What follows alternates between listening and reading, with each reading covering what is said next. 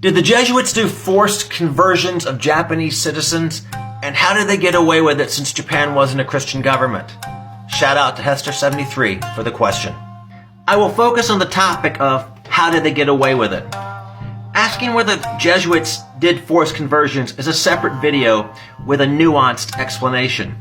While many Japanese came to Christianity through their own decision, there were some forced conversions. I'm not saying the Jesuits did these things directly, but as they converted high-ranking individuals, some Jesuits encouraged conversions down the line and the destruction of Buddhist properties. This is similar to other civilizations throughout history. As for how did they get away with it, I will say up front that my answer is not a statement of fact, but a conclusion based on the time period. I welcome and invite dissenting opinion.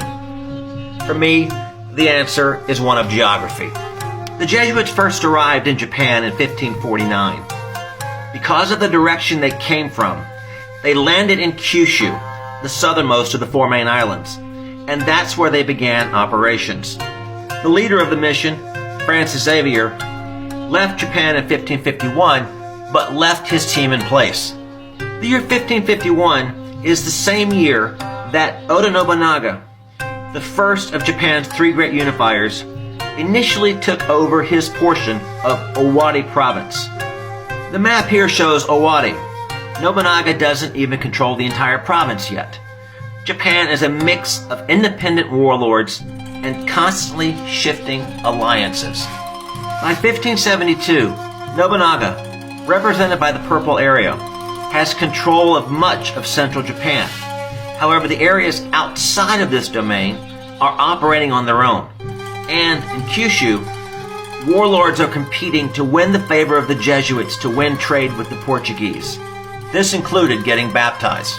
By 1582, the year of Nobunaga's assassination, the light purple area was under Oda clan control. The area includes part of Kyushu due to the transaction of a treaty with the Mori clan a short time after Nobunaga's death. The existing ruling structure was left in place. It would be 1587 before Hideyoshi, the second of Japan's unifiers, controlled all of Kyushu. And that is when some changes began. If you like my Japanese history snippets, please follow me and like and share my videos. If you have questions, please leave them in the comments. And if you like books with medieval Japanese settings, please check out my works. Thank you.